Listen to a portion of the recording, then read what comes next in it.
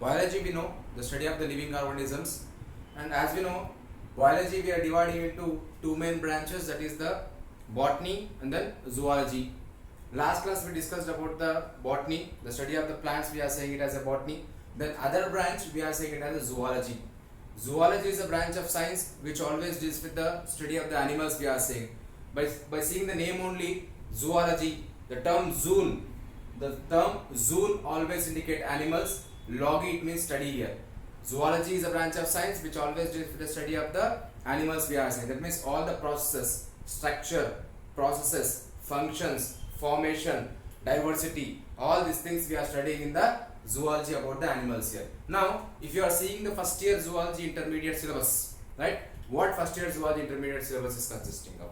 We are dividing the first year zoology intermediate syllabus is into 8 units here. Botany we had 7 units, zoology we had 8 units. The first unit mainly consisting of diversity of living world. The name itself indicates diversity, it means differentiation. We are dividing the living world based on their characters, based on their nutrition, based on their reproduction, right? Based on their formation, based on their cell type, based on all these characters. What we are doing here, we are dividing the organisms into different kingdoms, different classes, different things here. There is a diversity in the living world, we are saying. In this first unit, diversity in the living world, what we are going to study in the zoology. Now, in this first unit of the zoology, we are going to study about the different branches of the zoology, and then we are going to study about the kingdom Animalia. Then we are going to study about the species concept. Then we are going to study about the biodiversity. Biodiversity, it means the diversity within the living organisms. The diversity within the living organisms we are calling as what? Biodiversity here. And biodiversity is mainly important and responsible for the ecological balance, for maintenance of the ecological equilibrium here. And we are also going to study about the conservation, in situ conservation, ex situ conservation, that is biodiversity conservation in the first unit, that is diversity of the living world here. If you see the second unit in the zoology, second unit mainly consisting of the structural organization in animals, right? Structural organization in animals, it means what? That means how the animals are formed.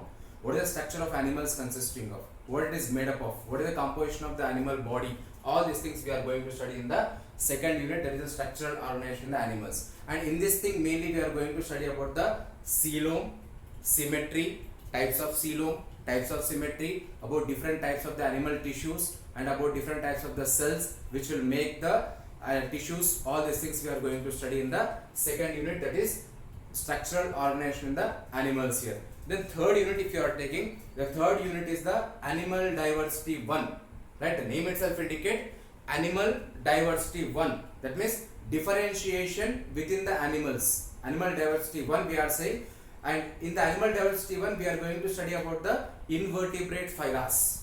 Invertebrate, it means the organisms in which vertebral column is absent. That organisms we are calling as what?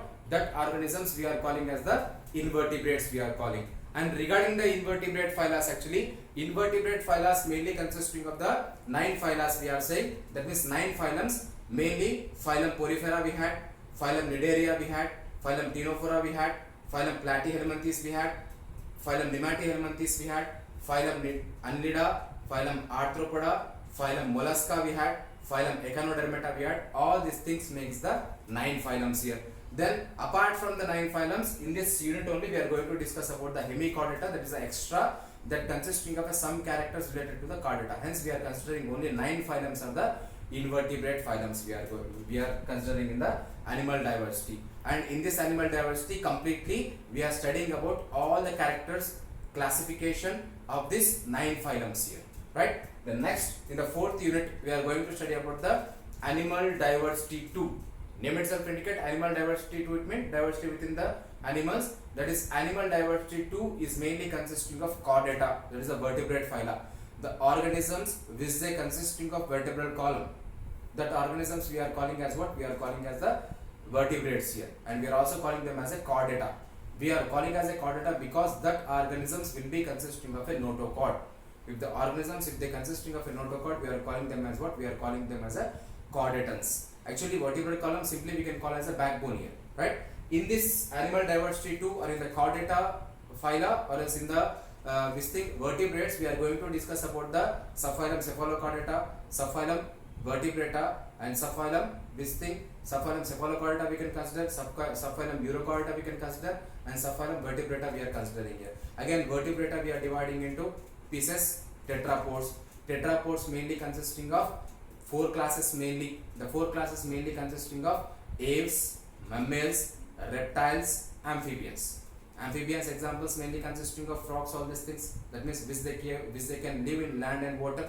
Then aves mainly consisting of birds, reptiles mainly consisting of snakes and lizards. Then mammals mainly consisting of human beings here. About these four classes mainly we are going to discuss about the general characters and classifications in the animal diversity 2, that is a chordata or as vertebrate phylum. Then fifth unit mainly consisting of what? Locomotion and reproduction. Locomotion, it means it simply indicates the movement of an organism from one place to other place. We are calling as what? Locomotion we are saying. Then reproduction, it means it is a capability or capacity of an organism to produce the new ones. That thing we are calling as what? Reproduction. And in this fifth unit we are going to study about the different locomotory organelles which helps the organisms to move. In this unit we are going to study about the pseudopodia, about types of pseudopodia, about the cilia, types of cilia, about the flagella, structure of flagella and types of flagella. All these things we are going to study.